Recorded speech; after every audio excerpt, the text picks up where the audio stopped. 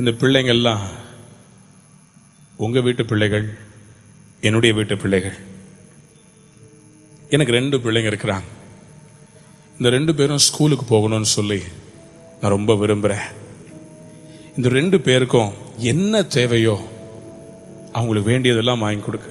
ஆனா கிறிஸ்தவர்களாகிய நாம் பல நேரங்களில மற்ற சிறு பிள்ளைகளுடைய வாழ்க்கை குறித்து அக்கறை கொள்ளுவதில்லை. ஏன் இப்படி சொல்றேன்? இன்றைக்கு இருக்கிற காலகட்டத்தில் எவ்ரிஒன் இஸ் பிஸி, எல்லாம் பிஸியான வேர்ல்டு. யாராவது ஒரு சின்ன பிள்ளைய பாருங்க, அவங்களுக்கு வேண்டிய சாப்பாடெல்லாம் நாங்களே கொடுத்துடுறோம். அந்த சின்ன பிள்ளை எங்க வீட்டில் எங்க பிள்ளைங்களை பார்த்துக்கிட்டோம். ஒரு சின்ன பிள்ளைய பிடிக்கிறோம், தேடி ஒரு கிராமத்துக்கு போய் ரொம்ப ஏழையா இருக்கிற ஒரு குடும்பத்தில் நான் ஹெல்ப் பண்றேன்னு சொல்லி அந்த பிள்ளைய அங்கிருந்து இழுத்துட்டு வந்து நம்ம வீட்டில் வேலைக்கு வைக்கிறோம். நம்ம வீட்டில் என்ன பண்றோம்?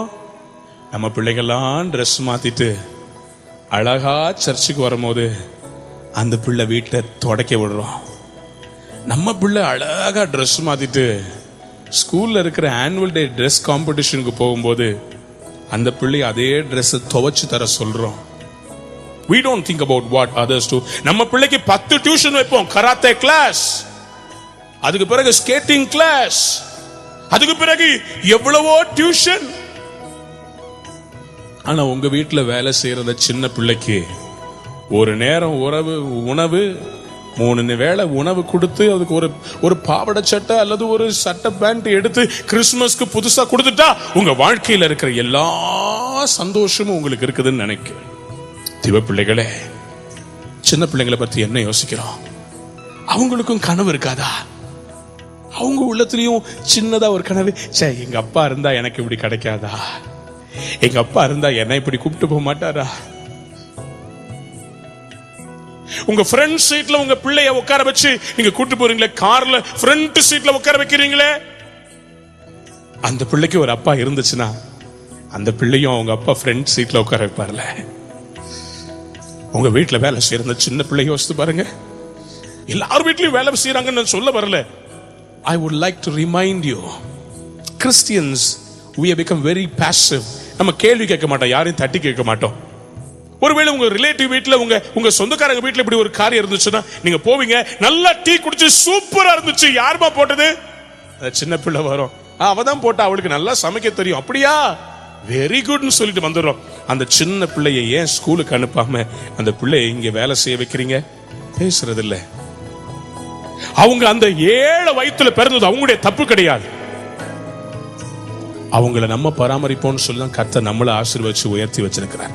எத்தனை பேர் ஆமென் சொல்றீங்க? Lord has blessed us with a fervent hope that we will bless others. மற்றவர்களை ஆசீர்வதிப்போம் என்று விசுவாசித்து ஆண்டவர் நம்மை ஆசீர்வதித்திருக்கிறார். வாலிப சகோதரனே, வாலிப சகோதரியே, நீ ரீபாக் ஷூ வாங்குறதுக்கு 2500 ரூபாய் minimum basic model Reebok shoe வாங்குற, ஆனா 600 ரூபாய் கொடுத்து ஒரு சின்ன பிள்ளைய தாங்கிறதுக்கு யோசிக்க கூடாது. ஒரு ஊழியக்காரர் சொன்னார், நீ வயிற்றுல அபார்ஷன் பண்ண உன் பிள்ளைக்காக ஆண்டவருக்கு என்ன செய்ய போற? எத்தனை பிள்ளைய கொண்டிருக்கிற? இயேசு உன்னை மன்னிக்கணும்னு சொன்னா உன் கண் தெரியாத இடத்துல வளர்ற பிள்ளைய போஷித்து அவருடைய ஆசீர்வாதமாயிரு. அன்பான தேவனுடைய பிள்ளைகளே, இந்த இரவு ஒரு தீர்மானம் எடுக்க போறோம். சிறு பிள்ளைகள் எங்க வேலையில இருந்தாலும், ஒருவேளை ரெஸ்டாரண்ட்ல பாத்திரம் கழுவுறதுக்காக உங்களை வச்சிருக்கிறீங்களா? இன்னைக்கே வீட்டுக்கு போய் அவங்கள பார்த்து சொல்லுங்க, வேண்டாம், உன்னை ஸ்கூலுக்கு அனுப்புறேன், இயேசுவுக்காக நீ போ.